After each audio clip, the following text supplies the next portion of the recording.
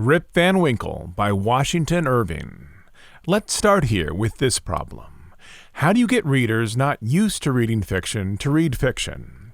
In the early 1800s in America, readers were far more accustomed to reading nonfiction and poetry, particularly religious or confessional poetry, than they were to reading the genre of fiction. Well, one way is to trick readers, to explain that what they are about to read is not fiction at all, but some other type of writing. By the time Rip Van Winkle was published, deceptions like this had been going on for a while overseas. Daniel Defoe, in his book Robinson Crusoe, suggests the text was adapted from Robinson Crusoe's journal.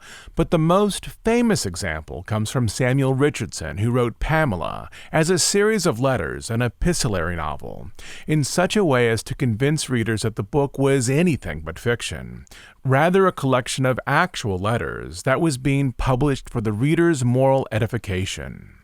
Much of the early fiction, published in Europe, was based, at least in terms of their plot, on mythology and the Bible. Richardson broke with these traditions in a number of ways. His novel presents the story of a young girl from a poor family who needs to support herself at a young age. It's presented as a series of letters, mostly from Pamela to her family and friends back home, about the struggle she finds after her first employer dies, and after which she works for a wealthy gentleman named Mr. B. That's the letter B, which is another trick to ask readers to believe that the man's name was removed to protect his actual identity. Unlike other early fiction in England, the details in these letters are realistic and precisely convey the life of a young girl. Here is an excerpt from that first letter. Dear Father and Mother, I have great trouble and some comfort to acquaint you with. The trouble is that my good lady died of the illness I mentioned to you, and left us all much grieved for the loss of her, for she was a dear good lady, and kind to all us, her servants.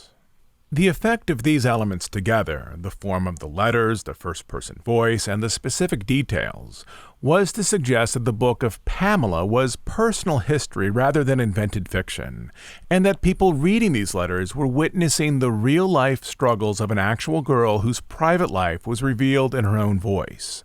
The story largely focuses on how Pamela attempts to maintain her virtue, even though the lecherous Mr. B is always after her, giving her gifts and trying to seduce her.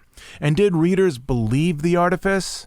Generally, yes. There's one famous story in a town where the book was read aloud. Once the reader arrived after weeks at the point where Pamela convinced Mr. B to do the honorable thing, the listening audience got the church keys and rang the parish bells in commemoration of Pamela's commitment to her virtue. In Rip Van Winkle, you can hear echoes of this old strategy, places where, perhaps playfully, the author, Washington Irving, is suggesting that this story is not actually fiction, but a type of cultural history of the stories that the early Dutch settlers brought with them to New York. This is from Rip Van Winkle. The following tale was found among the papers of the late Dietrich Knickerbocker, an old gentleman of New York who was very curious in the Dutch history of the province and the manners of the descendants from its primitive settlers. His historical researches, however, did not lie so much among books as among men, for the former are lamentably scanty on his favorite topics, whereas he found the old burghers, and still more their wives, rich in that legendary lore so invaluable to true history. Whenever, therefore, he happened upon a genuine Dutch family snugly shut up in its low-roofed farmhouse under a spreading sycamore, he looked upon it as a little clasped volume of black leather, and studied it with the zeal of a bookworm. So what this fictitious author, Dietrich Knickerbocker, sees here in these old houses are the means to create a book of his own, something that might be described as a social history. This isn't fiction per se, but an account of the early stories and legends that the early Dutch settlers in New York, those burghers and their wives, told when the region was only a colony. There's a number of elements in this introduction that I like. Washington Irving, who had money and who had been to England, understood that his own writing was not nearly as sophisticated as fiction being produced overseas. It seems that, in ways, he's accounting for that here. by explaining that the abilities of his alter ego, that Dietrich Knickerbocker, aren't as strong as they could be. You can see Irving apologizing for the abilities of Knickerbocker in the section that follows. The result of these researches was a history of the province during the reign of the Dutch governors, which he published some years since. There have been various opinions as to the literary character of his work, and to tell the truth, it's not a whit better than it should be. Its chief merit is its scrupulous accuracy, which indeed was a little questioned on its first appearance, but has since been completely established and is now admitted into all historical collections as a book of unquestionable authority. Washington Irving had used his alter ego of Knickerbocker previously. In fact, he's had a great time with this artifice. A decade before Rip Van Winkle, in 1809, after he completed his first significant book, a comedy of sorts called A History of New York from the Beginning of the World to the End of the Dutch Dynasty by Dietrich Knickerbocker, he put together a marketing campaign that relied at times on a hoax. He placed advertisements in New York papers, in which an innkeeper sought information on this Dietrich Knickerbocker who had skipped out on his hotel bill. At the center of this hoax was a fictional threat. The fictitious innkeeper announced that if the fictitious Knickerbocker didn't pay up his hotel bill, he would publish this unusual manuscript left behind and keep all of the profits from the book for himself. This, of course, was designed to provoke interest in the manuscript that Irving had written under the name of Knickerbocker. Here, however, in this story, Washington Irving seems to be covering his tracks a little bit more, playfully attempting to discourage anyone from looking for this Knickerbocker. Again from the introduction. The old gentleman died shortly after the publication of his work, and now that he's dead and gone, it cannot do much harm to his memory to say that his time might have been better employed in weightier labors. As for that next barrier, how did Washington Irving attempt to interest readers in American fiction when Americans were still more interested in Europe? His answer is going to be a common one for the first few decades of the 1800s. In terms of nationality, this fiction has a type of hybrid nationality. It has something European and something American. You will find different combinations of this strategy in other stories, but here, this is a European story placed in an American setting. Washington Irving even goes out of his way to tell us that. This, again, is from the story towards its end. The foregoing tale, one would suspect, had been suggested to Mr. Knickerbocker by a little German superstition about the Emperor Frederick de Rothbard and the Kyffhäuser Mountain. Rip Van Winkle, from this angle, is based on a German folktale that Washington Irving likely learned about during his time in Europe. In adapting it for an American audience, he is attempting to create an American literature by drawing on traditional European tales and placing them in the States. The specific folktale he refers to is Peter Claus, which is set in a German village. The story of Peter Claus follows a German goat herder. While searching for some missing goats, Claus journeys into the forest to a place where people are playing games. After drinking a little of their wine, he falls asleep just like Rip Van Winkle and doesn't wake for 2 decades. But the big question here for literature is, what does the story offer its original audience? The 3 key elements of contemporary fiction as we know them now are depth of character, originality of plot, and specificity of place. But these really aren't found anywhere in this story. The plot is wholly lifted from Germany. The character of Rip is wildly underdeveloped. For example, why did he marry the dame if he so dislikes her? And the setting has no cinematic depth. So what, then, does this story offer?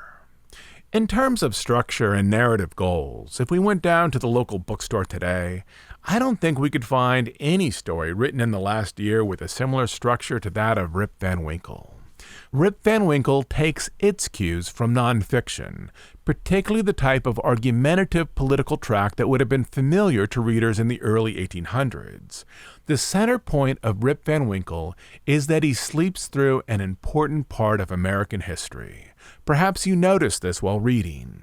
He falls asleep while New York is a British colony, and he wakes up after the Revolution, when New York is part of a new country called the United States of America. It's a story of comparisons before and after the Revolutionary War.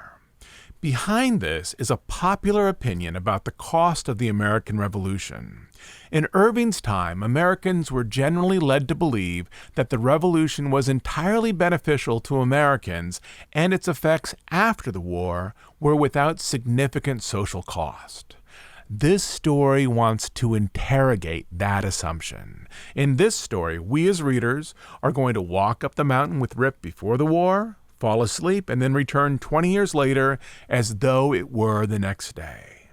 The story then asks us as readers, is it true that America is a better country after the war and that independence and freedom are being maintained with no significant social cost? In other words, this story places in sharp relief American culture before the war and American culture after the war so that we as readers can make strong comparisons of our own. To see how this story works, let's take a look at the sections before the war and then the sections after the war. So what is Rip like before the war? And more importantly, what is America like before the war? Well, Rip plays with children. He shrugs off extra work, shrugs off some family responsibility. He's a perpetual child, and as in the case of many later American stories, is looking for some place where he might continue as an adolescent. He is liked by everyone except, of course, his wife, the dame. He is not entirely delinquent in his responsibilities. His family has food and a small house. His children have basic clothes. He keeps some crops and livestock, but his wife, Dame Van Winkle, would like to improve their standard of living, perhaps with a more productive farm that would create additional surplus to sell, perhaps with a larger and nicer house. But Rip would rather spend his free time with his friends down at the inn having a drink, reading an old newspaper, or talking with travelers. Rip's priorities, I think, mostly are as follows: to provide the basics, but nothing more than the basics for his family, and then focus on his friends and neighbors, which is where he finds meaning in his life. Social events for him are prioritized over non-necessary work opportunities. This is just another version of that social American character like Tom Sawyer or Jake Barnes in The Sun Also Rises. Or to put this in contemporary terms, Rip Van Winkle is pretty much the Seth Rogen of his day. The story hinges on the day that Rip goes up into the woods. Why does Rip go into the mountains? Well, primarily the complaints of his wife for him to be more productive, more responsible, to grow up. He'd much rather go down to the inn and have a drink with his friends. But if he goes hunting, he can have a pleasurable time and justify it because he is providing meat for a family meal. And besides, if he were to go down to the inn and have a drink, the dame would probably come down there and yell at him in front of his friends. For readers familiar with romantic literature, they probably sense that this is the turning point of the story. This is the moment where Rip leaves the city behind and ventures alone into the woods, into nature, which is often where the interesting things happen. He spends time there hunting with his dog Wolf, and just as he's about to go home, he hears someone calling his name, a voice he doesn't recognize, although it's clear that this voice knows him, first name and last. Let me read that section of the story. As he was about to descend, he heard a voice from a distance hallooing, "Rip Van Winkle! Rip Van Winkle!" He looked around, but could see nothing but a crow winging its solitary flight across the mountain. He thought his fancy must have deceived him, and turned again to descend when he heard the same cry ring through the still evening air. "Rip Van Winkle! Rip Van Winkle!" At the same time, Wolf bristled up his back and, giving a low growl, sulked to his master's side, looking fearfully down into the glen. Let me pause here for a moment. This is the invitation to adventure, into what we don't yet know, but the person or spirit or being here is aware of Rip Van Winkle by name and by temperament.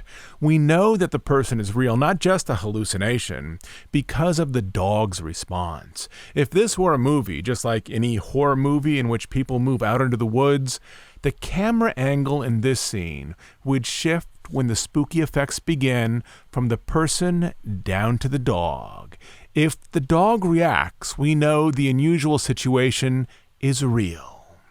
And to continue, Rip now felt a vague apprehension stealing over him. He looked anxiously in the same direction and perceived a strange figure slowly toiling up the rocks and bending under the weight of something he carried on his back. He was surprised to see any human being in this lonely and unfrequented place, but supposing it to be one of the neighborhood in need of his assistance, he hastened down to yield it.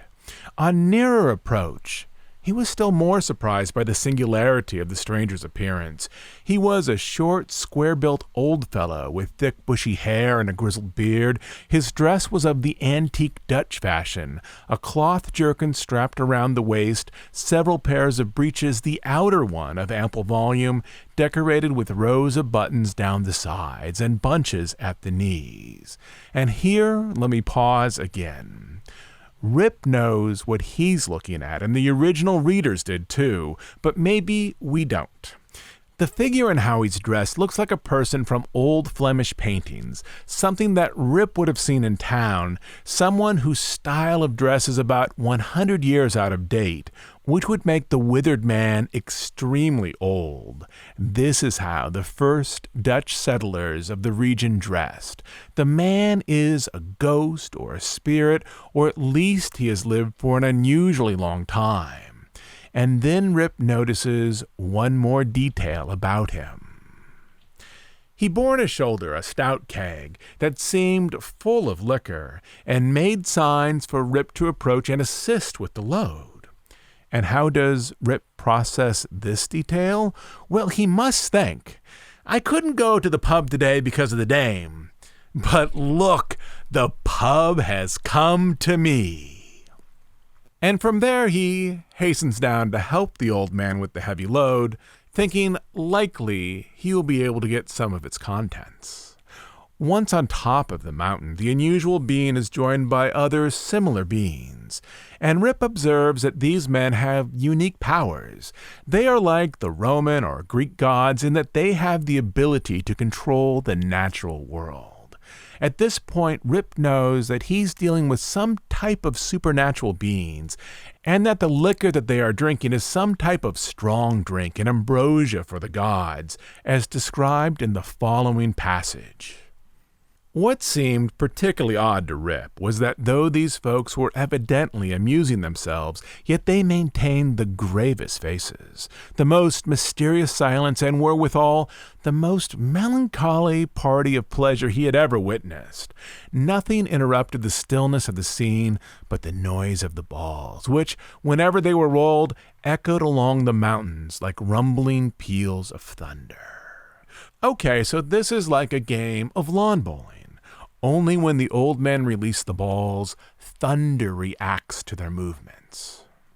By degrees, Rip's awe and apprehension subsided, even when he ventured, when no eye was fixed upon him, to taste the beverage, which he had found had much the flavor of excellent Hollands. He was, naturally, a thirsty soul, and was soon tempted to repeat the draught. One taste provoked another, and he reiterated his trips to the flagon so often that at length his senses were overpowered, his eyes swam in his head gradually declined, and he fell into a deep sleep. In this, Rip drank away his productive years, which in some sense was what he had been doing all his life. Once he awakes, how do we know a great deal of time has passed? Well, we get details in the passage that follows. He looked around for his gun, but in place of the clean, well-oiled fowling piece, and here maybe I should point out that a fowling piece is a rifle designed to shoot fowl or birds. grounds. He found an old firelock lying by him, the barrel encrusted with rust, the lock falling off, and the stock worm-eaten.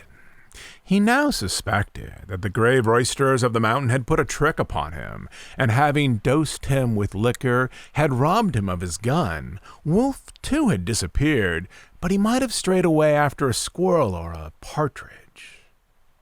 And now comes the story's main point. Along with us readers, Rip is going to experience his town before and after the American Revolution, as though the transformation happened overnight, so that he, or rather we, can decide which was the better world and what were the actual ongoing social costs to freedom and independence.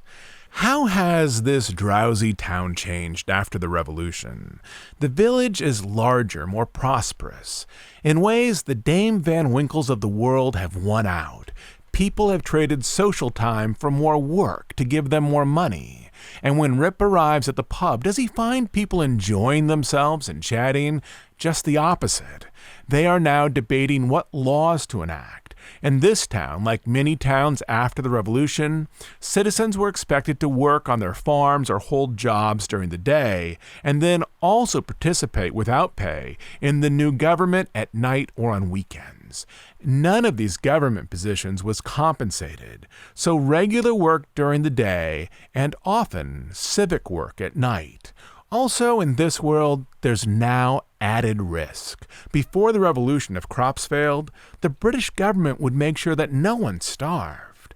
But now, with independence, these new countrymen need to arrange contingency plans for possible future trouble.